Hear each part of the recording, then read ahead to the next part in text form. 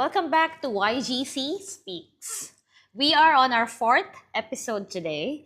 And of course, you have met me last week. My name is Matet, and today we will be talking about practical, project based learning instead of having stressful tests. Who would like to have those, right?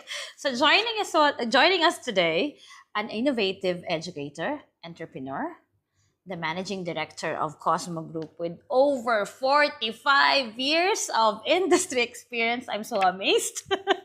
Nanda Kumar Sanmugam, Hi. welcome to the Hi. show. Thank you. Thank you for inviting me. Thank you for your time, sir. It's an honor to have you today. So we have started this podcast and we have strictly 15 minutes for this Okay. discussion. So Sure. are you ready? Yep. All right, let's start it up with the first question. Exams versus project-based assessments. So what's the real difference? Yeah. Exams actually they assess a student's capability to memorize Yeah. and also retrieve from the memory in a stressful conditions in the exams. But project based is a long term. Like they do it. They do research. They do problem solving. So it's a continuous process. If I give an example, actually. Exam is like sprinting through a beautiful garden, Yeah. and a project-based assessment is walking leisurely with your friends and your coach through a beautiful garden where you admire what's around you. So Yeah. that is a simple definition. What I'm getting from what you just mentioned, sir, is like kind of project-based assessment is kind of like more of a journey. Yes, correct. Yeah. So you enjoy while doing on the Yes. process of And the project given so to you. when you enjoy the process, your learning and your retention is higher. It's agree. in contrary to what most people think. Most people think that when you memorize, the retention is high, but that's not so. Yeah, that is true. That leads me to the second question. Yeah. Does project-based assessment support diverse learning styles better than traditional exams? Yes, because traditional exams are suited for students who are capable of memorizing and so the creative thinking is less. But in terms of project-based education or project-based assessments, there is a lot of problem solving, creative thinking, team working, presentation skills. So it's very wide. So it gives a lot of opportunities for different types of learners. Exams are suited only for one segment of learners. Yeah. Like, for example, of course, you have been teaching for over 25 years. 25 years. So you have seen different Yes. learners and their Yes. styles. So Yes. this is out of the topic since Yeah. you have mentioned that. Do you think they can adapt better? Yes, yes, especially the Generation Y and Gen Z learners, they enjoy it, and when they enjoy it, they learn better Yeah. and they retain better. And also, we can easily take them towards industry related skills Yeah. and knowledge. Because nowadays, remembering theories is not that important. Exactly. It's how to use the theories Yes. is what is important. How you can apply them. That's true. I agree. All right. Next question is project-based assessment genuinely beneficial for employed adult learners? Yeah, this is now, I also teach part-time working adults. So basically for working adults, they have family, they have Yes. work, so they have a lot of other things to balance within this period. So they prefer project-based assessments Yeah. and also project-based learning Yes, because that is yes. practical and it can help them to connect the concepts to their work. Exactly. Yeah, because they're already practicing Yes, so- those concepts yeah. at work. All right. So, how do we design project rubrics to objectively measure those soft skills that they learn, like what you mentioned earlier, Yeah. such as teamwork and adaptability? Yes, so generally what we do is we design projects where they work in teams. Yeah. And then we assess them individually, but of course we will see how best they have worked in a team Yeah. and how best they are able to bring that knowledge and learning individually. Then presentation skills, we give them flexibility to choose different ways of submitting the assignments or the project documents. So some might want to do slides, some might want to do videos, some Yeah. might want to present. So they have a lot of opportunities. It's not like an exam where they have to write. Yeah. Are you trying to say that for us in your global campus, we will give them the freedom to be able to deliver it to the best area that they would possibly, That's correct. Even whichever the their strength is. yeah, even the lessons will be done that way. That's So different methods will be used, and also the assignments are designed to bring the practical experiences in a different format they like. Yeah, so that's good for those who Yes. are working. The Yes. flexibility is there. It suits them the best. Exactly. All right. Next question. Gen AI poses a massive challenge to project authenticity. How do we ensure students are actually doing the work? Yeah, I think that's a fallacy because a lot of people, I've heard them say Yeah. that should we allow students to use Gen AI? But when I teach them how to use AI. But how do I ensure that they are not copying? I ask them to give me the prompts and the output of the Gen AI for every stage. So I split the coursework into a series of sub tasks, and every task they have to give me the prompts they have. Yeah. So that way they also learn better, not only the knowledge, but how to use AI. Exactly.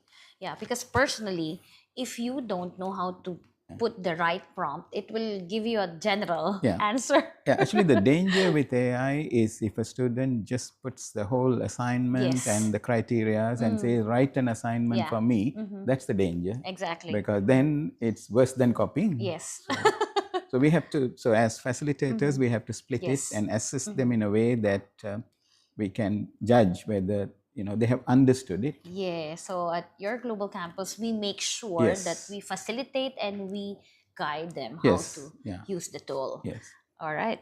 What is your personal experience in guiding working adult learners through this model? I would say it is actually exciting, and it's also easier for us when we approach it this way, project based, because in the discussions, even in classes, they share their project, their office situations, and sometimes they seek advice from us. It's like free consultancy for them, but we learn from them. That's why I call them learning partners, because they bring their problems to us and we solve it along with them. Yeah. So even for YGC, that's what we will be doing. That's great. Yeah, something that they can really use in the actual workplace. All right. Next question, how can online learners collaborate effectively in teams for project-based assessments? Yeah, so they'll be working in different places. Yeah, so if they are working and they are in different countries, they will be using different tools, different technology tools. So they can decide on which are the tools they are going to use to collaborate. So basically, they are learning using the same tools that they use at work. So it's not something new to them. Yeah. So they can easily adapt to it. Those tools that they use for the classes and the assessments. Next is, what is the number one tip that you can give for any online adult learner to ace a project-based assessment given in a class? Yeah, so the number one is not to start from zero. All right. Start from the end. Start from the end. So we call it reverse engineer. So see what's the outcome to produce, and then how do you produce it? What's the evidence? And then go to theories and concepts, and then take it to real life scenarios. Then come back and write it. So that way you are reverse engineering the whole process. So we have to start with the end in the mind. That's correct. Yeah, we start with the end in mind, and always in the coursework, link your practical work experience as much as possible. That's great. Yeah. Before we go to the almost end, I think the final question. If there's any question that you would like to ask, just type in your questions on the comments, and don't forget to click like, heart, and share our daily live. It's happening every 5 p.m. from Monday to Friday, 5 to 15 minutes, 5:15 p.m. Singapore time. So you can get to have the new updates as we release from your global campus. All right. Yes. So down to our final question.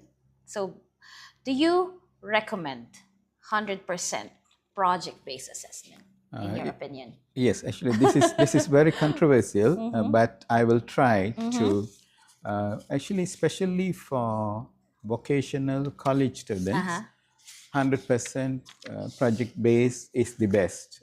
In my experience, I have taught students who were doing academic courses like purely exam based or partially assignments and partially exam based. And I have seen the struggle and the stress they go through, Yeah. and they hated learning all these theories and doing Yes. exams. But then I have also seen in practice when we deal with working students in a vocational education setting using project-based learning and assessment, I can see the difference. I mean, I experienced the difference. That's why I said I enjoy, because they collaborate, they contribute, they share, they ask questions, and they give suggestions. So it's a two-way process between us and the learners. Yeah. So it's I agree with that. I personally feel that you are less restricted and you are freely able to express your ideas as well, because That's it's a more of like what you That's mentioned. correct, yeah. It's a partnership. Yeah. So you'll be able to converse and exchange ideas with your facilitator. Yeah, actually, the pressure of the exam is not there, because, Exactly. like, I long time ago when I was a student in engineering, I have studied purely exams, assignments, and exams. So from the start of the semester, our worry is the exams, and also exams has a little bit of a negative side of it. There is competition. So Yes, people exactly. don't want to help each other; they want to beat the Yes, other. exactly. But if it's a collaborative assignment, Yes. you don't want to beat anybody. Everyone can get a distinction. Yes. So that's the big difference. Yes, and everyone has their own role to contribute to the Yes. project. Yeah. So this is something which I have experienced as a young student. Yes. You know, we chase behind marks, we chase behind Yeah. memorizing. But again, now recently, when I was dealing with some young students who were in the academic stream, the previous semester they completed, when you ask them what were the subjects, they don't remember the subjects. So it's as bad as that they can't even remember Or the they want to subjects. forget it already. Yeah. So that stress will be relieved by project-based Yeah. learning. That's the most important point I want to drive to Yes. all the learners. Yes. And that's something what we have in your global campus, where you Yes. can freely express your ideas, you Yes. can work with your team Yeah. and be able to perform better because you don't have those restrictions. Yeah. And even for us as facilitators or lecturers, it's easier Yeah. because the examples are from the students. Yes. Because we will ask them, okay, what happens in your organization? Yes. So it's easy and it's practical. So Yeah. it's practical for both sides. Yes, and that's something you will not be able to memorize. Yeah, because otherwise, like if it's exam based or theoretical, we are taking examples from US, Australia. Yes. We don't know the companies, but we are Yes. taking examples and we are trying to talk about them. But here, these are real companies, Yes. and we are able to share. Exactly. That's very practical and something that they can really relate. Oh, wow. That is 15 minutes. That's so fast. Thank you so much. Thank you so much. Thank you for your. Thank you so the much. questions were very challenging and interesting. Thank you. Thank you. Thank you. So, if you want to explore how you can learn by doing, check out our courses at your global campus. And my final statement: don't just study for a grade. All right, we have heard it many times, even from the speakers from last week. Build your portfolio, sharpen your skills, and go create something that will make an impact. All right, don't forget to stay tuned to our channels. We have TikTok, we have Facebook, Instagram, and of course YouTube. Follow, heart, and share YG Campus. Once again, I am Matet for YGC Speaks, and we will catch you next week. Oh, that's tomorrow. Tomorrow we have another episode from 5 p.m. to 5:15 p.m. That's until Friday. So we'll see you again. So Thank you. Thank you. Bye. See you Bye. tomorrow. Thank you. Bye. Bye.